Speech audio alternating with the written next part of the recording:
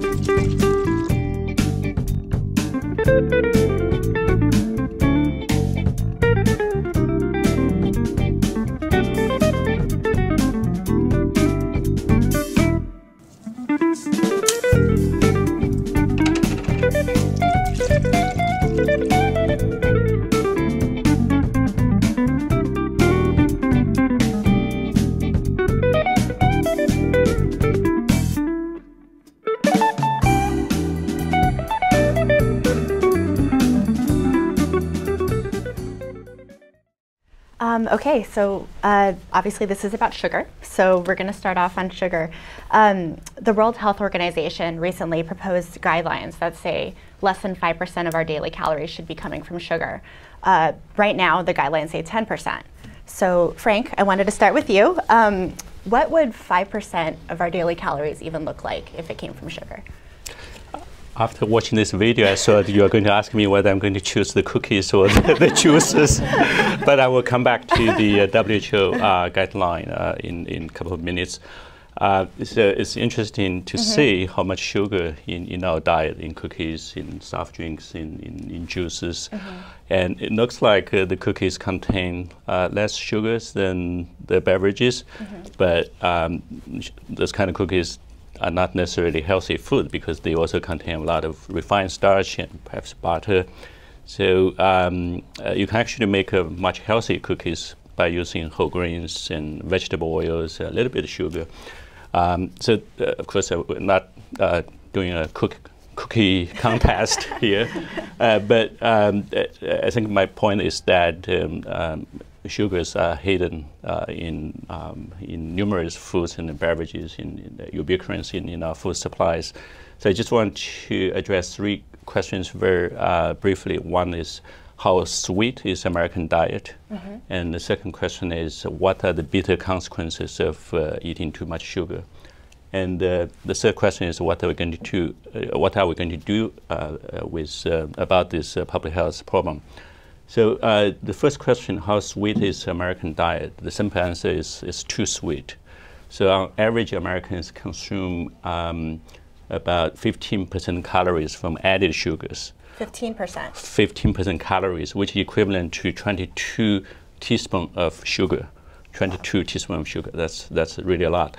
And those are the sugars added to our foods during processing. This doesn't include natural occurring sugars in fruits and vegetables and milk. And you can find sugar everywhere. For example, 1 can of soda contains about 10 teaspoons of sugar and 150 calories. A small cup of yogurt contains 5 or 6 teaspoons of sugar. And you may be surprised to know that even a tablespoon of ketchup contains about 1 teaspoon of sugar. So there is no question that we consume too much sugar in our diet. So the question is, what are the health consequences? I think the science is very clear that added sugars do carry a lot of added health risks.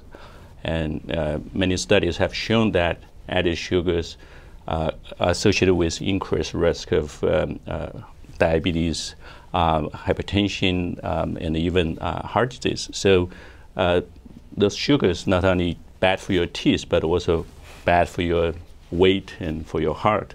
And in a recent study we published together with colleagues from the CDC, we found that people who consume more than 10% of calories from added sugar had 40% increased risk of dying from heart disease.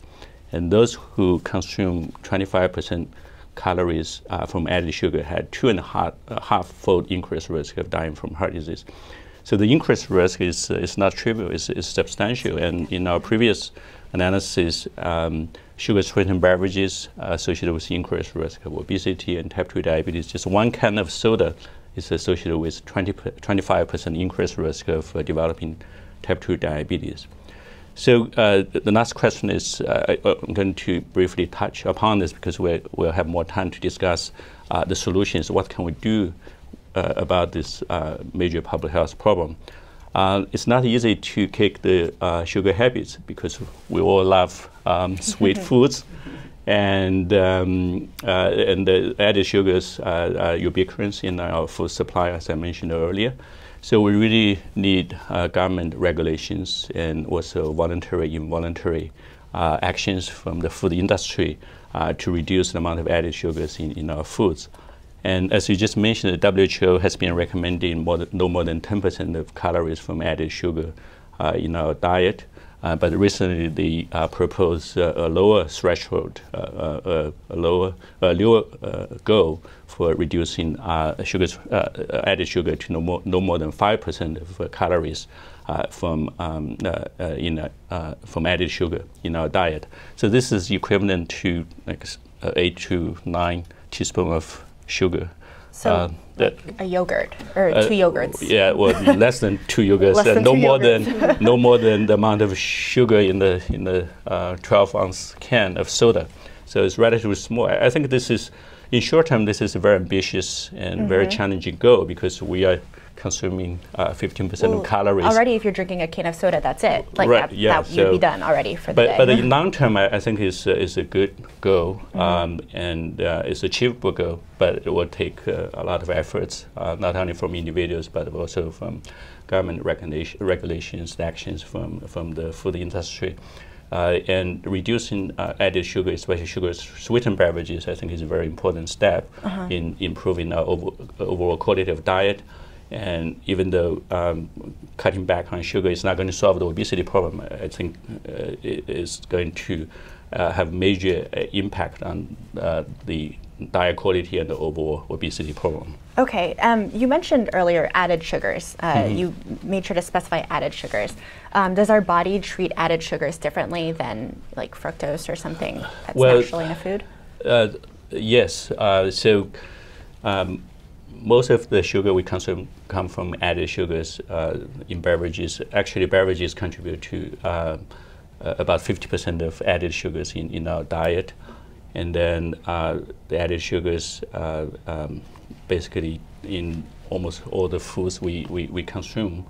And the natural sugars, natural occurring sugars in fruits and vegetables, for example, in fruits, it contains a relatively large amount of fructose, but the digestion, absorption of fructose in whole fruit is very different from digestion, absorption, and metabolism of added sugars in our beverages, for example. And the digestion of fructose in whole fruit is much slower and doesn't cause rapid rise in blood sugar or blood insulin. In fact, in our recent study, we found that consuming whole fruits is actually associated with reduced risk of diabetes, where drinking fruit juices, some of the juices are so-called 100% fruit juices. The juice in the video. Yeah, it's associated with increased risk of diabetes. So we really need to distinguish the sugars in whole fruits and the sugars that added to our food supplies. Okay, and actually on that note, I was wondering if you all could elaborate on how sugar is disguising itself in common foods, like refined grains, for instance. People don't realize, I think, that it turns into sugar in your body. So, yeah, I think that actually, for me, is one of the key issues that I think a sugar guideline alone actually could be misleading and lead to paradoxic or even unhealthy decisions. And so I think that sugars are clearly, not healthy when they're rapidly digested. Naturally occurring sugars in fruit are very slowly digested, so that's not a major issue. But the challenge is that there's really metabolically little to no difference between eating a bowl of table sugar or a bowl of Skittles and a bagel and a bowl of Special K or other refined breakfast people cereals. don't realize that. And it's not the same in most people's minds. Yeah, and I think the WHO guidelines and the American Heart Association guidelines also don't recognize that. So I think that's the danger of focusing on sugars alone, not that sugars aren't harmful, is that if you look at products, actual products, there's many products that are whole grain, they have nuts, they have lots of healthy things in them, they have a little bit of added sugars.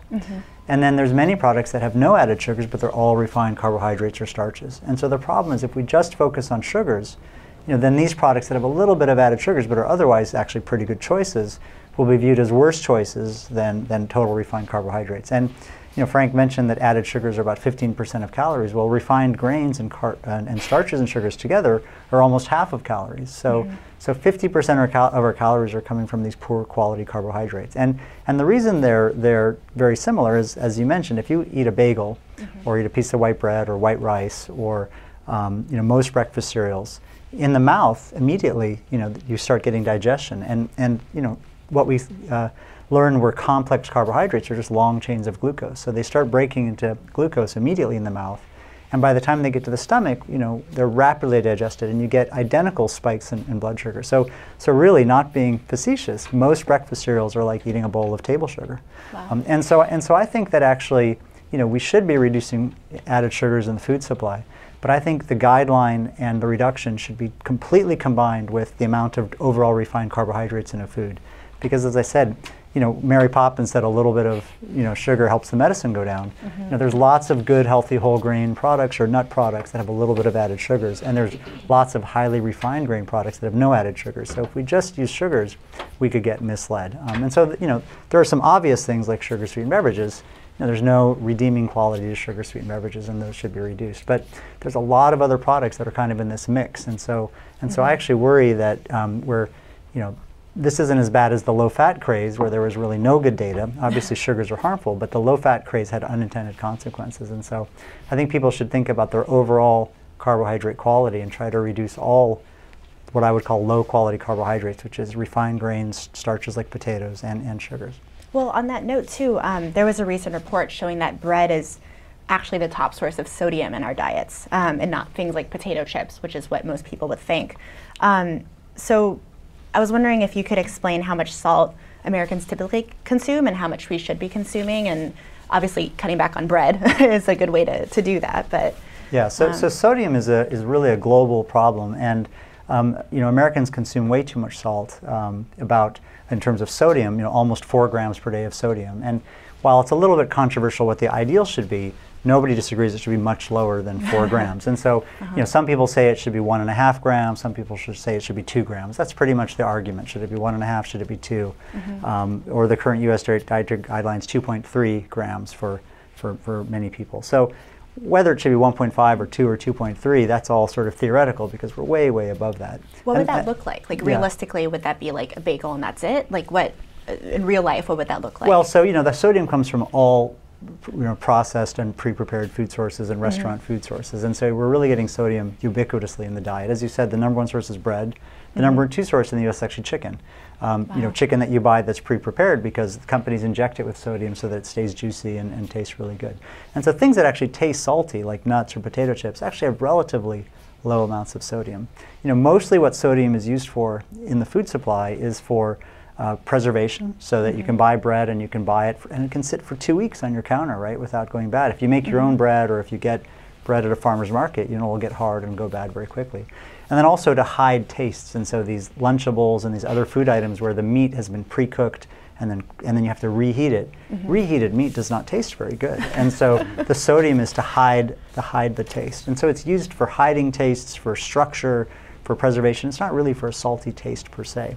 But all of that can be reduced. In terms of salty taste, the human palate is amazingly plastic, and so within just a few weeks of reducing your salt, low salt foods will taste just as salty. They'll taste just as good, and you'll actually taste more of the food. You can train your taste buds. Very quickly, yeah. So this is really a huge problem. We're at least, I think, double where we should be. And this is a case where, as opposed to sugar, which I think has, redeeming taste qualities to add a little bit here and there, but we're using too much of. Sodium is just being used way too much without any thought to its health consequences by the food industry. And I think government really needs to do something like they've done in the United Kingdom. And I think that's a great point about how you don't realize that it's not just about the taste. With sugar, at least, you can taste the sugar. It's pretty clear. But ketchup. Well, that's true. Ketchup. That's true. Ketchup isn't exactly.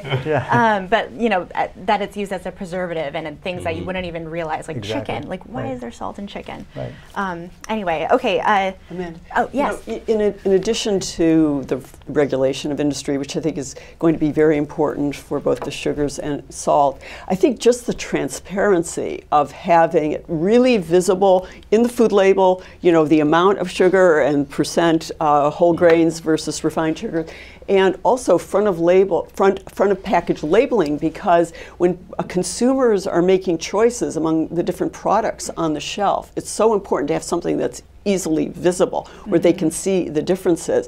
I think that will end up putting a lot of pressure on industry to develop, foods that are lower in added sugars and in sodium, because consumers will see this so easily, and they'll go with other options. It's just going to be important to have other options. If there are no options out there, there won't be really any pressure on industry to make these changes. And the clearer it is, like you mentioned, they can't hide behind these terms where they know they're tricking consumers. If they have to be clear about it, then they can't hide anymore. I think many consumers have no idea how much sugar and salt is in these foods. So that's the reason the newly released or still being debated nutrition facts panel, which now is going to add the added sugar to the nutrition label. I think that can be very useful for the consumers and parents to know how much added sugar in the products and make more informed decisions.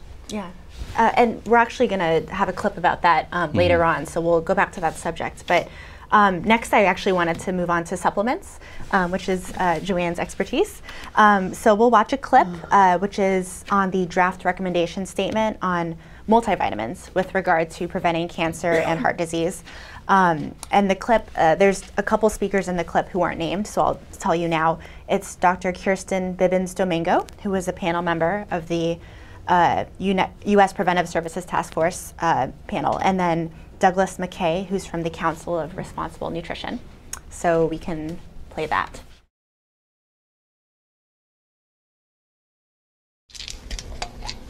For a third of Americans, this is a daily ritual. The reasons behind supplementation are as different as the people taking them, But now new research suggests if you're using them to prevent two major types of disease, you may not be getting your money's worth. If the purpose of your vitamin supplementation is to prevent heart disease and cancer, that there isn't enough evidence right now to say conclusively that it's effective for doing that. The new report from the U.S. Preventive Services Task Force updates its 2003 findings, stating there's still not enough evidence for or against supplementation for preventing heart disease and cancer. This time, there was enough evidence for experts to say without a doubt, vitamin E and beta-carotene do not prevent these diseases. In fact, the report finds beta-carotene can increase the risk for lung cancer among smokers. This is one area where the studies are there and are clear that there are harms in this high-risk group. Representatives for the vitamin industry say many Americans rely on multivitamins, not for disease prevention, but simply to make up for nutrients they don't get from their diet. Multivitamin can fill those nutrient gaps and provide us with all the essential nutrients we need. It's a really good insurance policy. Experts say patients should talk to their doctor about which supplements, if any, they should be taking. Erica Edwards, NBC News. So maybe a good one to start off with is the multivitamin. I feel like a lot of people take them, but like the man said in there, he was saying that it can supplement your diet, like if you're not eating enough nutrients. I was wondering if you could speak to that, if that's not really true, or. Well, when it comes to multivitamins, they will never be a replacement for a healthy diet, a healthful, well-balanced diet. And I don't think anyone should think of multivitamins in that way. Most people do not need multivitamins. A small percentage of the population actually may benefit for various reasons. Their diets are really poorly balanced, or they may have some malabsorption, need some extra fat-soluble vitamins, particularly vitamin D. However, the vast majority of the population will not need to take a multivitamin. It tends to be the people who need it the least who take the multivitamins. But I think that in some ways this notion that we know for sure that multivitamins are not helpful and don't reduce the risk of cancer, cardiovascular disease, is somewhat misleading, because there's been only one large-scale randomized trial of the actual comprehensive multivitamin, which is at least 20 vitamins and minerals, and that's the U.S. Physicians' Health Study, which tested multivitamins only in men and actually found a statistically significant 8% reduction in cancer, and among the men who were an older age group, 70 and older, a statistically significant 18% reduction in cancer. And that's among physicians who generally have a good health, more healthful diet. So the question is open. The jury is still out. In fact, we have a strong interest in looking at multivitamins, the role of multivitamins in reducing our risks of cancer and cardiovascular disease. We think it's particularly important to test multivitamins in women and in a more representative study population. So we're actually going to be launching another multivitamin trial to look at multivitamins in a large number of women, about 12,000 women, and another 6,000 men, 18,000, to look at whether, in fact, there is this role in a representative population with usual diets, the typical U.S. diets, older age groups, though, 65 and older. So more research is definitely needed. What about vitamin D and calcium? Do we know any more about that and whether that benefits people and who it benefits? Yeah, well, I think first of all, with vitamin D and calcium, more is not necessarily better. There's a perception with all of these vitamins and minerals that the more you take, if a little is healthy, prevents vitamin deficiency syndrome, then, just take more and it will prevent all of the chronic diseases of the 20th and 21st century. There's very little support for that perception. In fact, we don't know.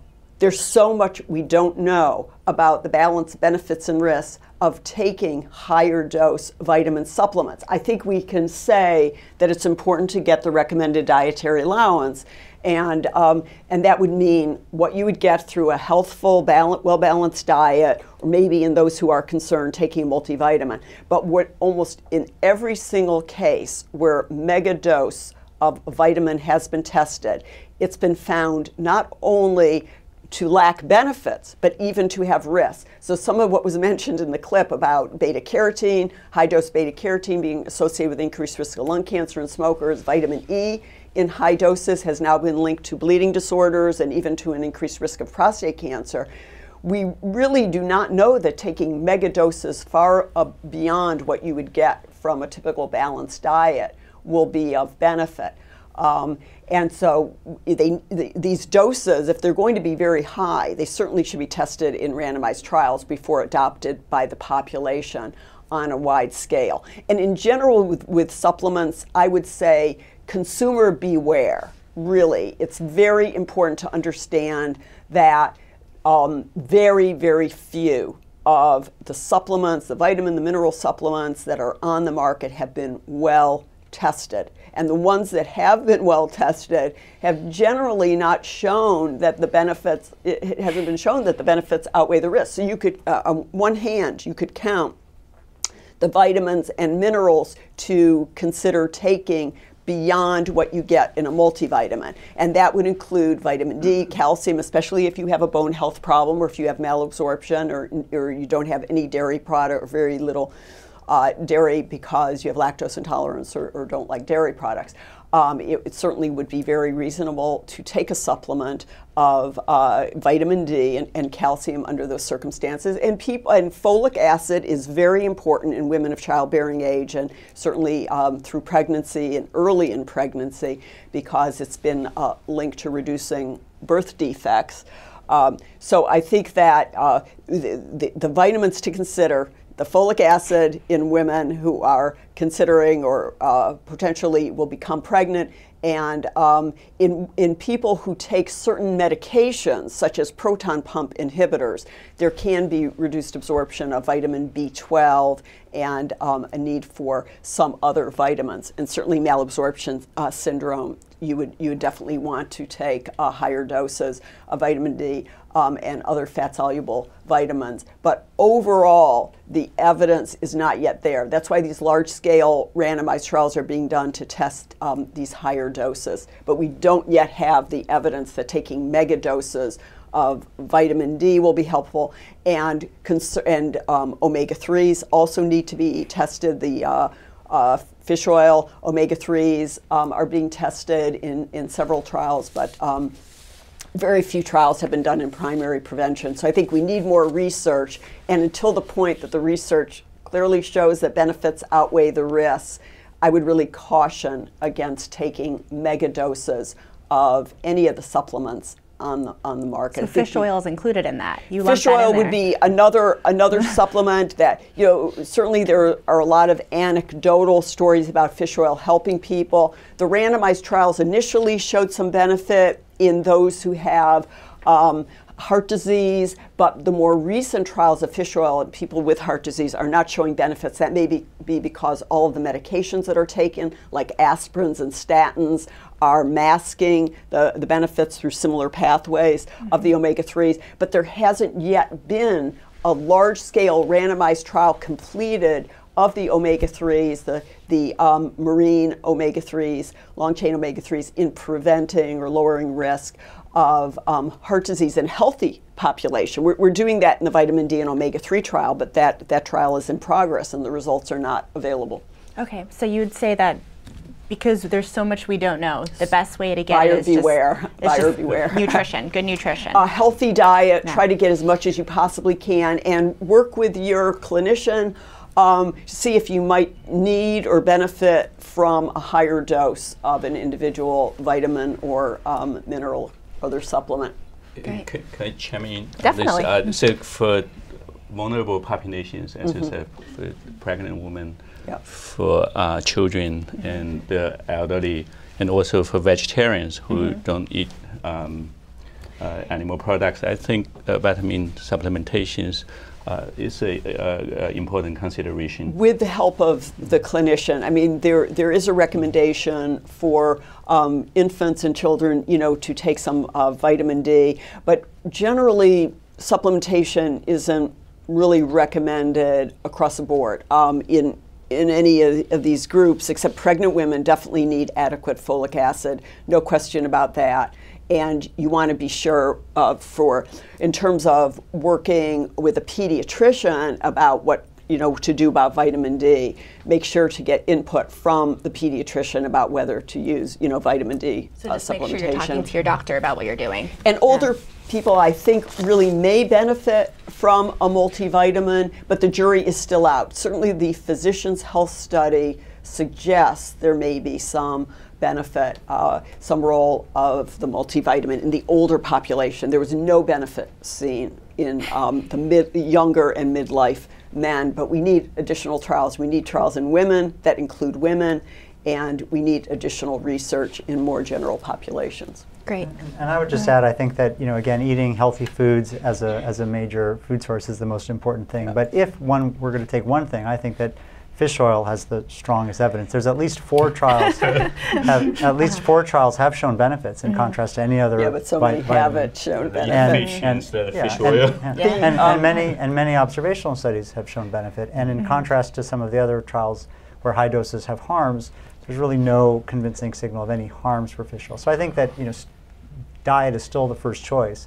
But if someone wanted to be sure they were getting enough omega-3s or didn't eat fish, I think taking a fish oil supplement would be very reasonable. If you really never eat fish and you don't get alpha-linoleic, if you don't have flaxseed, or even though there may be some greater benefits of the marine omega-3s and long chain, but unfortunately, the recent randomized trials and the meta-analyses of many randomized trials of omega-3s, fish oil, and cardiovascular disease have been disappointing recently, and it's probably because of the medications interfering with the ability to see a benefit.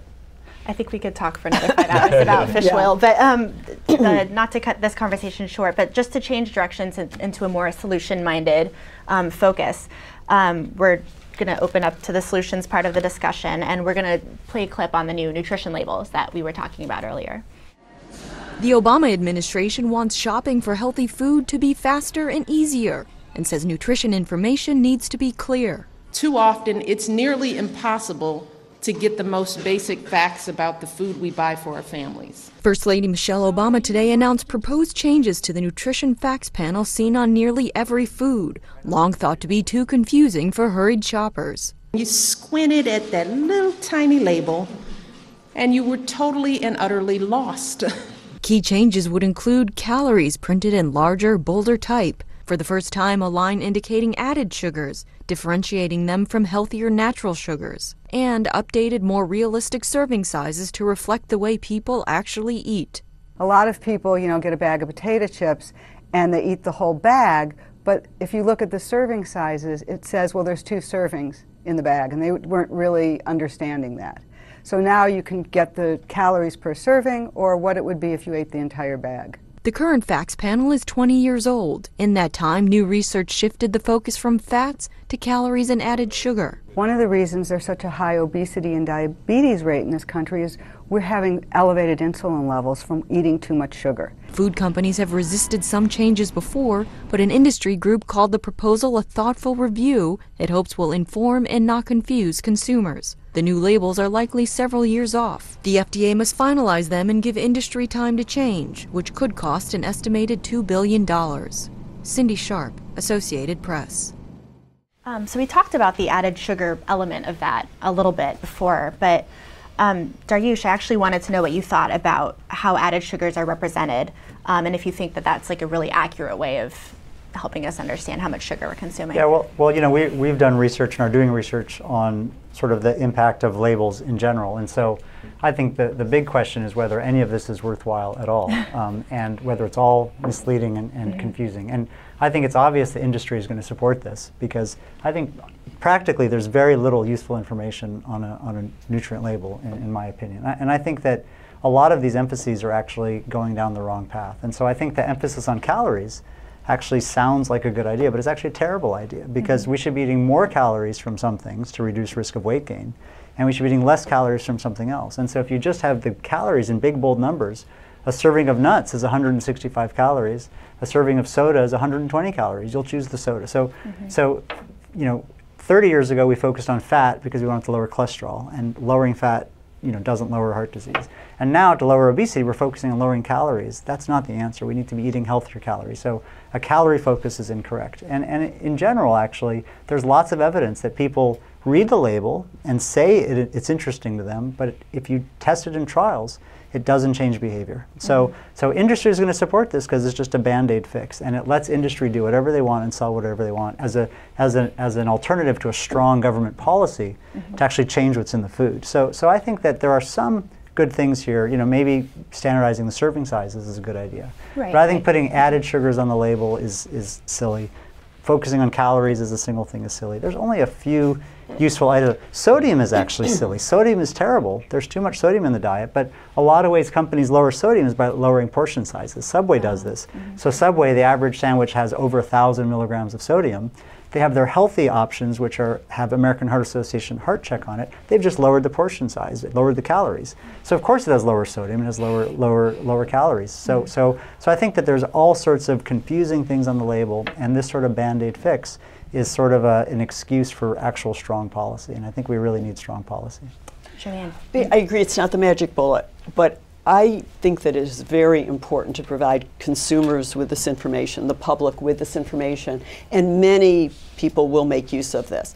But the back of the package labeling won't be enough. I think it really has to be much more prominent, and it has to be helpful to the consumers when they are making choices among options.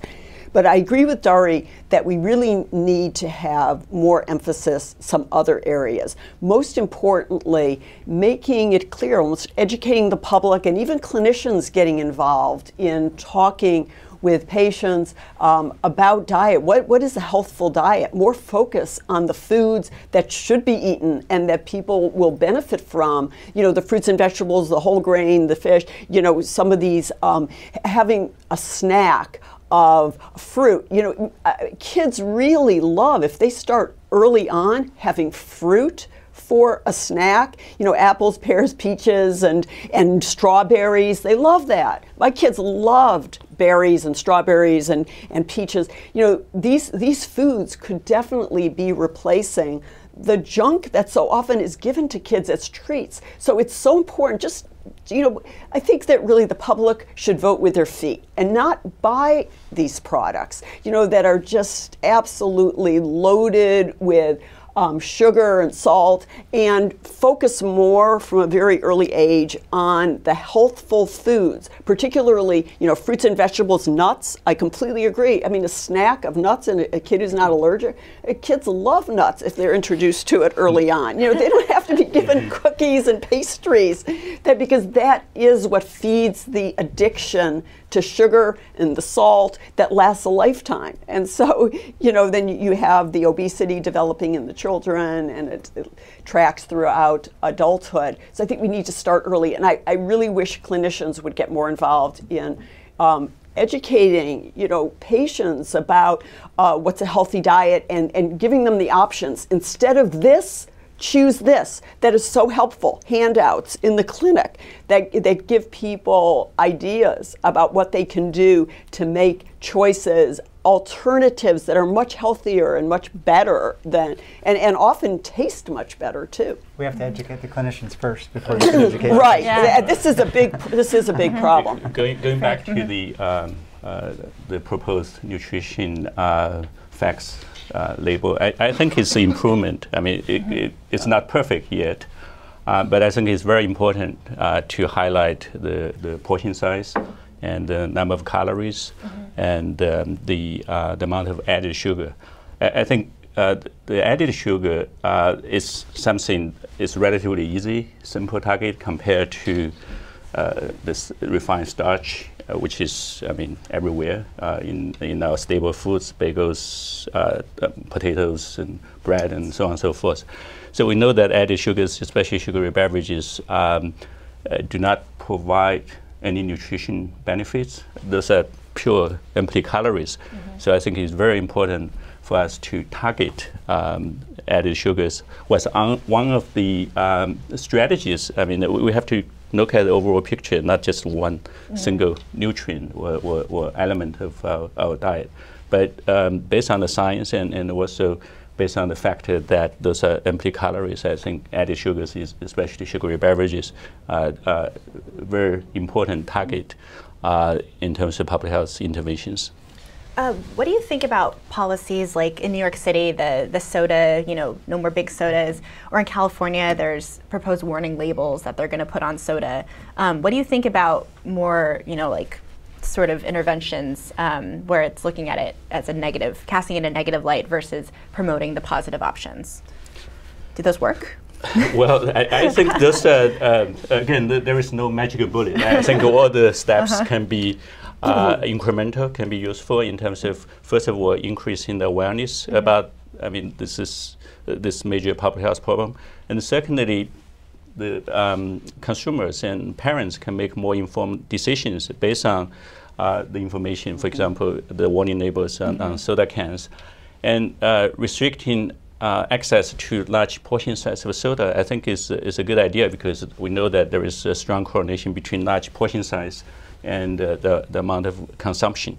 So it's not going to solve all the problems, but I think those are all important. Parts of it. Yeah, Got right. it. So a major emphasis of our research group is evaluating policies and how effective they are. And this is an area where Joanne mentioned it's so important to test the vitamins in trials. The policies also need to be tested. And many of these policies have been tested. And amazingly, the policies that work the least are the ones that we're implementing the most. And so education, just knowledge alone, many studies have shown that just knowledge alone is not very effective. And so warning labels, food labels, all these things is not very effective. They have to be tested more. They have to be tested. Yeah, and also has to be in the context, right? But the evidence that's been done, the trials that have been done, natural experiments trials, have all shown very small to zero effects. Wow. The things that work, actually, the things that work are the things that are politically challenged to do. But changing prices clearly works. And so I think that Mexico has just passed an 8% sugar-sweetened beverage tax and a national junk food tax.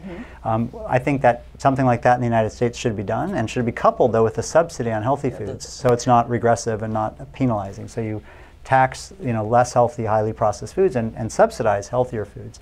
We actually could do that right now without much work by changing the SNAP program. So the food stamp program, or the SNAP program, serves 40 million Americans. And those tax dollars every day are buying 60 million servings of sugar-sweetened beverages. Every day are being bought by SNAP. So we need to change the SNAP program so that we're not allowing a subsidy program that's supposed to be providing nutritious foods to people to let them to buy anything. And it's actually disproportionately the lower income population in the United States that's consuming the worst food. So I think there's lots of things to do that are much stronger than the policies that we're doing now, and it just requires somebody out there with political will and political capital to really take a stand and face up to food industry. I think we should do all of these things, but some of these things take some time. In the meantime, just providing information to the public, I think, will help. For people who are actually hoping to be in control of these decisions, having that information will really help them to make the right choices.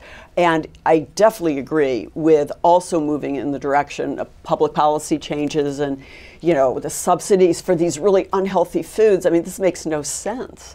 And so I definitely agree with rethinking that. But those policy changes are so complex, and it's so difficult to actually affect those changes. I mean, it would be wonderful if it could be done, in the next few weeks. But the likelihood that's going to happen. Yeah. Right? Okay, so I'd like to take some questions. If there's any questions from our online audience, we can start there, and then we'll ask our studio. Yes, I just we're popping with questions online, so I'm just going to try to ask some of them where we're getting a lot of responses that are along the same lines.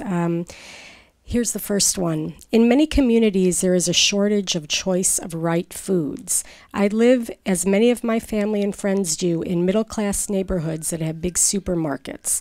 The problem is that natural foods are almost 2 times the cost. In addition, I find that organic or natural foods have high sodium. What is the answer to these issues? And what happens in poor neighborhoods that do not have big supermarkets available?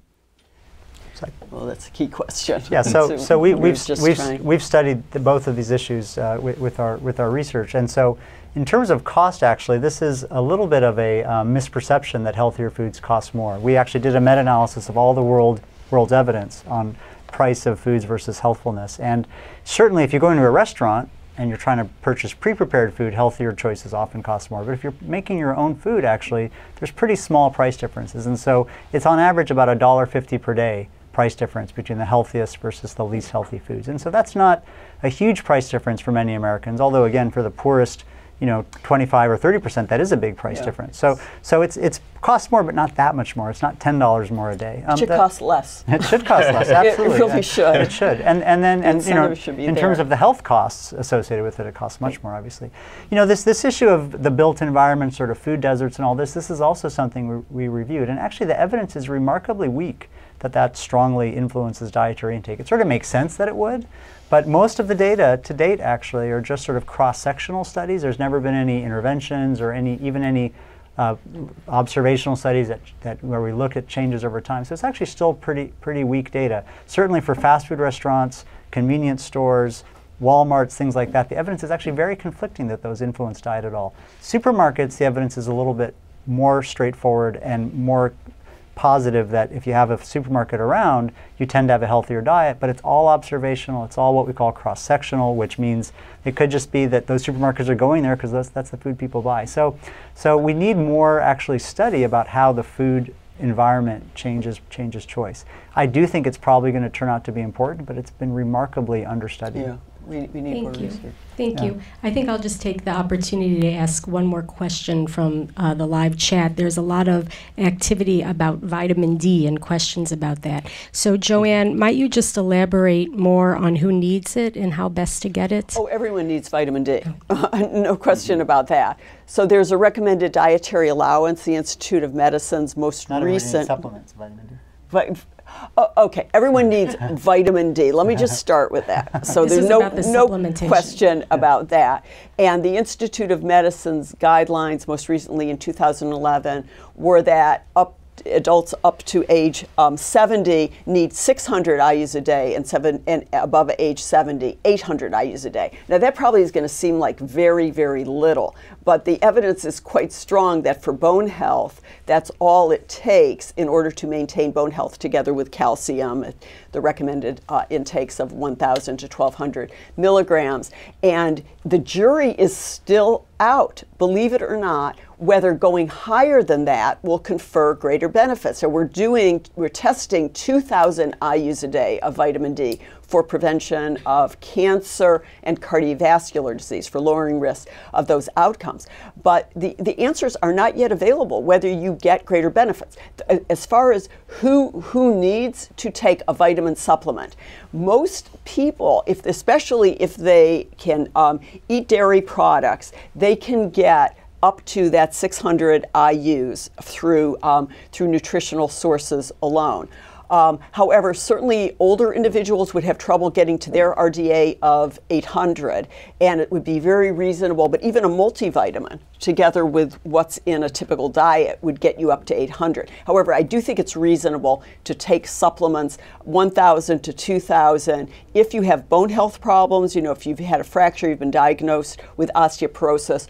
Older individuals who do not get sun exposure, if they're institutionalized or they're unable to, be out and exposed to the sun. And then there's a lot of controversy about skin pigmentation and whether just in general, people with deeper skin pigmentation, because there's less synthesis of vitamin D in the skin, whether they should routinely take vitamin D supplements. The answer is not yet available to that question. The Institute of Medicine did not think that was an appropriate recommendation routinely for all people with deeply pigmented skin to take a vitamin supplementation, the vitamin D supplements. And in fact, some recent evidence suggests that the bioavailable amount of vitamin D, for example, in African Americans, is just as high as in whites, and bone health is actually superior in African Americans compared to whites. So that's always been a paradox. Why is it that African Americans have better bone mineral density, lower risks of fracture? Well, a recent study suggests that there may be a gene variant that leads to a decreased level of a binding protein. And so the usual way vitamin D is measured, it may be misleading in terms of vitamin D levels. But if you look at the bioavailable or the free vitamin D level, there may not be these differences by race, ethnicity. So there are a lot of unanswered questions. In general, I would say if you have any concerns, if you're in any vulnerable group, such as having bone health problems or you're not getting sun exposure, certainly taking 1,000 to 2,000 IUs a day would be very reasonable, but avoid taking mega doses. Going above 4,000 was really recommended against by the Institute of Medicine, above 4,000 IUs per day. Thank you. And I know our in-studio audience has questions as well, but because we have so much activity online, I'm just going to ask one more. There are a lot of questions coming in about sugar substitutes. And so here's one that's representative of that. I'd love to see your panel of experts address the new versions of sugars on the market, including Splenda, and the use of sugar alcohols that are being used in frozen desserts in place of refined sugar. Are there solid clinical studies that show these synthetic sugar substitutes have no long-term adverse effects? Okay, that's a loaded question. So we have to distinguish artificial sweeteners like Splenda from sugar alcohols. And so for artificial sweetened beverages or diet soda, the evidence is not as clear as that for sugary beverages. There are a lot of studies on diet soda and body weight and various health outcomes. Some studies showed benefits of diet soda on body weight, others didn't show any benefits. And in recent studies, there is suggestion of a positive relationship between diet soda consumption and weight gain. So that's kind of very troubling if this is true. However, the problem with this kind of study is that people who are overweight and obese tend to switch from regular soda to diet soda. So it's possible that it's being overweight need to increase diet soda consumption rather than the other way around. And this is still being debated, and a lot of studies are being conducted to test the effects of diet soda on body weight and other metabolic conditions. In terms of substituting for regular soda, clearly diet soda is not the optimal replacement because of the uncertainties about the long-term effects, especially for children. And for the other question is about sugar alcohol. It's not alcohol. It's not a sugar either. Yes. It's a natural compound in plant-based foods like fruits and vegetables. Sugar alcohol has lower amount of calories compared to regular sugar. So it has about 0.5 to 3 calories per gram. So it has been widely used as a sweeteners in various foods. However, too much consumption of sugar alcohol may cause some GI problems such as diarrhea. The long-term health effects of sugar alcohol consumption still haven't been studied. And I think this is going to be a very interesting area to look at in terms of body weight control and hormonal regulations and so on and so forth. Can I just comment a brief comment on artificial sweeteners? So I think that if you're drinking a lot of sugar-sweetened beverages or using sugar now, it's definitely healthier to switch to artificial sweeteners. I think that's clear. If it's better to drink Diet Coke versus regular Coke, it's better to use artificial sweeteners versus regular sweeteners if you're using a lot. So I think if a person is trying to get off the sugars, it's a great bridge to getting off the sugars. But we shouldn't think of it as harmless. I think that's the key point, because it changes a person's perceptions of taste. It may change their overall hunger. Especially in children, as Frank mentioned, a carrot is sweet actually, but a carrot may no longer taste sweet after you've had a lot of artificial sweeteners. So I think that it's definitely a good bridge to getting off of the regular sweeteners and sugary beverages, but we shouldn't think of it as harmless in the population because it hasn't been studied well enough. Yeah. Thank you. Are there any questions from our studio? Yes? If we follow all of your recommendations, what's the likely increase in my life expectancy? Well, we've studied this for just omega-3s actually, and so comparing people with the highest levels of omega-3s from the diet, not from supplements, versus the lowest, we actually saw an average of about 2.2 years of higher life expectancy just from no omega-3s versus high omega-3s. You know, that's one study, but that's, I think, one estimate. But I think other estimates, if you put all of the healthy diet together, you know, I would say that it's probably 6 to 8 years of longer life expectancy. Now, the more important question is your quality of life will be much, much, much greater throughout your life in terms of reduced risk of obesity, diabetes, heart disease, cancers, and all the disability and you know, diseases that come with that. So I think that, you know, people will live a much healthier life, they'll sleep better, you know, you'll have less depression, people's thinking is clear when we eat healthier diets. We recently published an analysis that poor diet has become the #1 cause of death and disability in the United States, exceeding smoking by quite considerable margin. And some of that's because smoking's come down, so that's good. But now poor diet is the single leading cause of poor health. So if you want to improve your health, diet is the place to start. And I think eating healthier foods, rather than focusing on avoid, eating healthier foods, fruits, vegetables, nuts, fish, vegetable oils, whole grains, and some dairy is the way to go. I agree. I think that these lifestyle factors also cluster together. And I think that if you have a healthy diet, you may have more energy and you may be more likely to exercise. And so often the type of diet that you have when you're sitting on a couch just watching TV and eating snacks, you know, will lead to so many risk factors clustering together. So I think that it's important to consider all of these lifestyle factors. And what we notice in almost every observational study we've ever looked at, that the people who have the healthy diets also exercise more and they have a generally more health conscious lifestyle. And whether that means that it's, you know, just one of those factors that's important to good health and the others are just, you know, tagging along, or whether there's some motivation you get by having a healthful diet and more energy and just feeling like you're really doing something for your health, and you also want to, you know, be physically active. It isn't entirely clear, but these factors tend to cluster together, and they are certainly linked to much longer lifespans in the observational studies. So to give you exact numbers, the combination of healthy diet, not smoking, regular exercise, moderate alcohol consumption, reduce risk of type 2 diabetes by 90%, 90%, and heart disease by 80%, colon cancer by 60 to 70%, and reduce premature mortality by more than 50%. So this is much stronger than any medications or supplements. But also it hasn't been tested in a randomized trial. But I think you have to enjoy the diet. I mean, I don't think it's a good idea to cut out all the sugars, all the sweeteners, and you have to, I mean, enjoy the pleasure of eating, right? So we don't want to kind of demonize the sugar in our diet. I think the main issue is it's overconsumption at this point, including sugar and sodium. And underconsumption of good things. Right.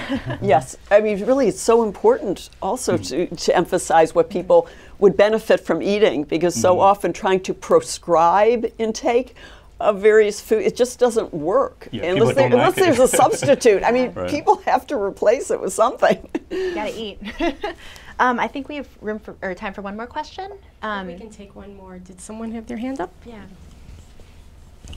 Hi. So, in light of all your discussions, what is one thing that each of you would pick that you think the government needs to take action on right now to improve the health of Americans, given the discussion you've had about sugar, salt, and supplements? What's one thing the government should definitely do? Only one. That's hard. It's kind of hard. But I mean, I like the idea of transparency. I really, you know, I like the idea of giving information to the public, and people who like to make use of information to guide their choices and their decisions in buying products. They have that option. But I certainly would like to see, you know, some pressure on industry to reduce the amount of sugar and salt they're putting in products, because it is very difficult for consumers to even have the choices to, you know, choose more healthful foods. So I think that the one thing that would be the best thing is to tax unhealthful processed foods and subsidize healthy, minimally processed foods. I think that's not practical for political reasons for a while. So that's my number one choice. But in terms of practical things, I think that changing the food stamp program, changing SNAP, to have just the same restrictions as WIC, the Women's and Infants program. If they just change that, that would be transformative for 40 million Americans and all the Americans that live in their neighborhoods. So I think that would be a quick, simple step. And then you only gave me one, but I think restricting sodium would be really easy too. And the CDC is actually moving toward that. So I think sodium is a natural target, easy to reduce. By regulation, it should be done. I guess for selfish reasons, I want the government to invest more money on nutrition research. Right now, the government investing millions of dollars on drugs. But as we just said, nutrition has such great potential to prevent chronic disease, reduce healthcare costs. But we don't have enough money to do original research and don't have enough money to translate the scientific evidence into public health practice and policies. I think this is a really important area for the government to invest. More NIH funding. Right. I hope they're watching. Well, with that, our forum has come to an end, but I would encourage everyone to log on to forumhsph.org, and you can continue the conversation there. And also, Ariana Huffington will be at the forum on April 9th, and she'll be discussing her new book, Thrive. So thank you all for coming.